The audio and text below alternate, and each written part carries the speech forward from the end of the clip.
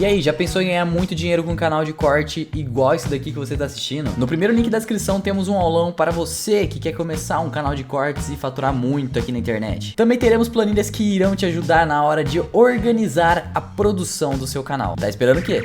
Você falou dos investimentos, por exemplo, né? Qual é a minha abordagem? Eu sou um cara que eu diversifico muito a minha carteira. Tá, por quê? É segurança? Por conta disso. Modelo de rede?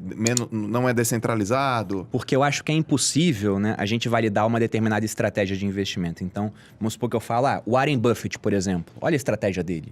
O cara deu super certo. Ele investe há mais de 80 anos e ficou bilionário. Então o pessoal vê, se eu fizer a mesma coisa do Buffett, buy and hold, comprar as ações, segurar e nunca vender, sim, eu vou dar certo. E não é, cara. O princípio básico do Warren Buffett é esse. É esse. Buy and hold. E ele faz compras muito boas, ele aproveita crises. Então o pessoal pensa, vou fazer igual o Warren Buffett. Sim. Só que é garantido que fazendo igual o Warren Buffett você vai ter sucesso? Não. Porque se o mesmo cara tivesse feito o que o Warren Buffett fez nos Estados Unidos, na Venezuela, o cara tava quebrado. Se o cara fizesse a mesma coisa na Bulgária, na Polônia, na Rússia, ele estaria quebrado. Então a gente está observando o vencedor sem considerar que esse mesmo comportamento poderia gerar um monte de derrotados pelo mundo que ninguém tá vendo. Influência do ambiente. Pois é, e aí o que eu penso na hora que eu vou fazer meus investimentos, né? Que não importa quão bonita seja a narrativa ou a previsão do futuro, a gente não sabe nada do futuro. Então por isso eu fico mais diversificado possível. Certo. E eu acho impressionante como as pessoas dão importância a previsões feitas por outras pessoas que têm muito dinheiro ou têm muito sucesso. E o cara também não sabe nada do futuro. No mundo dos investimentos, uma das coisas que tem mais peso para os outros tomarem decisão são pensamentos de pessoas de sucesso. Certo. Sendo que no mundo da pesquisa científica, por exemplo, a opinião de um profissional de sucesso, ela tá lá embaixo, né?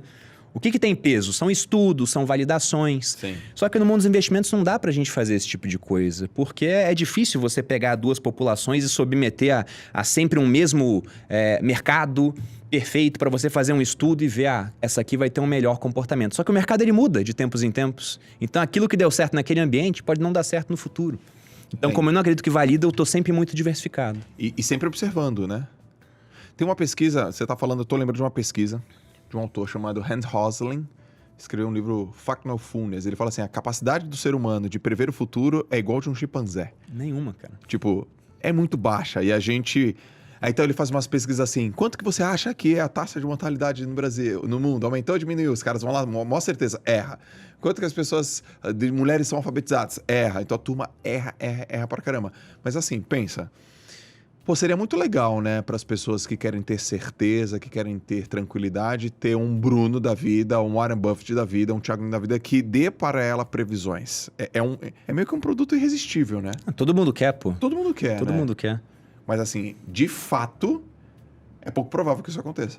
Não, é pouquíssimo provável. Como é que tá na história isso, Bruno? Você tem uma relação na história com previsibilidades e acertos? Isso existe? Cara, você pode... Normalmente o que acontece, né? Tem um monte de gente fazendo previsão sobre um monte de coisa. Tá. E alguém vai acertar alguma previsão. E esse cara vai ficar muito famoso. É porque na probabilidade alguém vai acertar. Alguém vai. Você pega, por exemplo, o Magazine Luiza, né? Quem comprou lá atrás, o cara falou, nossa, ele acertou em comprar Magazine Luiza, ele viu que alguma coisa diferente ia acontecer. Mas pode ter sido pura aleatoriedade, pô. O cara, ele tinha uma posição na empresa, comprou. Talvez fosse até uma pesquisa que ele fez de mercado e viu, esse negócio vai dar certo. Só que agora parece que era algo óbvio e tem tanta coisa que acontece no meio do caminho, João, que não era óbvio assim. Por exemplo, no mundo dos investimentos, cara... Cisne negro. Sim, um monte de cisne negro, que mudam o mundo, né? O mundo ele vai caminhando de um jeito, acontece um cisne negro e as coisas mudam radicalmente. E as pessoas algumas acham que já estava previsto. Não. Depois que acontece, aí, né? É totalmente previsível. Não, com certeza, ia ser daquele jeito. Antes, não. Mas, por exemplo, no mundo dos investimentos, cara, a gente tem os analistas, né? E o analista, ele pega uma empresa, ele vai analisa toda a empresa e fala, olha só, essa empresa aqui ela é muito boa porque ela tem um líder muito bom, ela tem um diferencial de mercado, tem barreiras à competição, tem não sei o quê, ela é uma boa compra, por exemplo. Só que eu acho que a gente é muito bom em análise, mas não é bom em síntese. Por que eu digo isso? Porque é fácil analisar uma coisa que está dando certo e falar, está dando certo por conta desses elementos, ou deu certo por conta desses elementos. Tá. Mas é muito mais difícil você pegar esses mesmos elementos, procurar uma outra empresa com os mesmos e garantir, isso aqui vai ter sucesso no futuro porque tem os mesmos elementos. Porque o futuro, a gente não sabe o que vai acontecer. Sim. Então é esse o problema do mundo dos investimentos. A gente dá coisas como certas e se a gente for olhar na história, a gente nunca tá certo, cara. É muito raro estar realmente certo sobre o futuro. É um cara que vai acertar e vai virar lenda. Enquanto um monte de outros vão ser esquecidos. Podiam ser caras brilhantes, mas na hora de prever o futuro, eles erraram.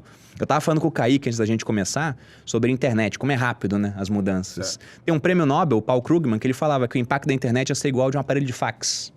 E o cara era muito inteligente, né? Uau. Mas ele errou totalmente. A gente pega, por exemplo, queda do Muro de Berlim.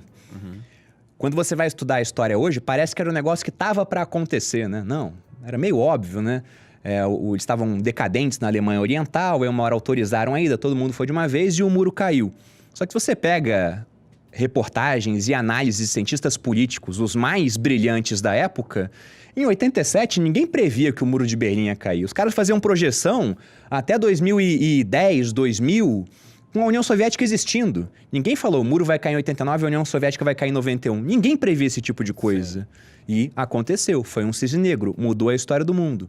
Você pega, por exemplo, eu tenho uma frase que eu gosto sempre de postar de vez em quando no Instagram, que era de um jornalista britânico, que ele estava inspecionando um conflito nos Balcãs, a região da antiga Iugoslávia, e isso era em 1914. E o cara inspecionando, ele escreveu isso, né? Isso está registrado na história. Ele escreveu: é tão certo quanto nada que as fronteiras da Europa parecem finalmente definidas. Os 6 grandes poderes da época não devem mais entrar em guerra. Então, acho que se mudar a fronteira, vai ser alguma coisa na Rússia e dentro do Império Austro-Húngaro, que era uma colcha de retalhos. Agora, o restante não muda mais. O cara, ele fez isso em maio. Em agosto, estourou a Primeira Guerra Mundial. Caraca. Então, e era um cara especialista naquilo. Ele acompanhava o conflito, ele era observador de conflitos. E mesmo assim, aconteceu, cara. Então, eu sempre penso nisso. Eu não sei nada do futuro. Se eu não sei nada do futuro, eu quero estar vivo. Como é que eu vou estar vivo? Sobrevivendo, diversificando. Você acha que a diversificação é uma coisa que se provou durar no tempo? Mesmo sabendo no que, assim, ou não sabendo no que a gente ia diversificar, mas ela perdurou no tempo? Pensando em sobrevivência, sim, né? Sim, né? Por que a gente tem um monte de mamífero, réptil, ave no mundo? Porque a natureza diversificou. Então você tem uma série de espécies, né? Algumas não deram certo, outras sobreviveram. Então, pensando em sobrevivência, tá diversificado, ter backups, né? Por exemplo, se algo der errado no Brasil, eu tenho dinheiro no exterior. Se algo der errado nesse país que eu tô no exterior, eu tenho dinheiro em outro país. Se tudo der errado em vários países que eu tenho dinheiro, eu tenho Bitcoin, que é um negócio que eu consigo vender em qualquer outra parte do mundo. O Bitcoin é muito novo, então você tem que ter um pouco de ouro. Sim. Então é sempre pensando nisso. Se acontecer algo errado, como que eu faço para sobreviver e poder recomeçar em outro canto? E repare o seguinte, eu posso ser um cara... Eu tô errado naquilo que eu tô falando, né? Mas repare o seguinte, se eu estiver errado... o Bruno tá errado sobre Bitcoin, sobre ouro, sobre o que ele tá falando de Brasil. Como eu tô muito diversificado, eu posso errar em várias áreas que eu vou continuar vivo. E se eu continuo vivo, eu posso reconstruir aquilo de onde eu parei. Certo. Então, por mais que eu seja uma pessoa que possa estar errada em boa parte do que eu falo, o fato de estar diversificado garante que eu vou ficar vivo, enquanto outras pessoas mais concentradas, que inclusive falam que a diversificação ela não é boa, né? O Warren Buffett já falou isso, que a diversificação é arma de quem não sabe o que está fazendo. Só que é o que eu penso, né? Quem realmente sabe? Porque ninguém conhece o futuro. Sim. Então, eu penso sempre nisso.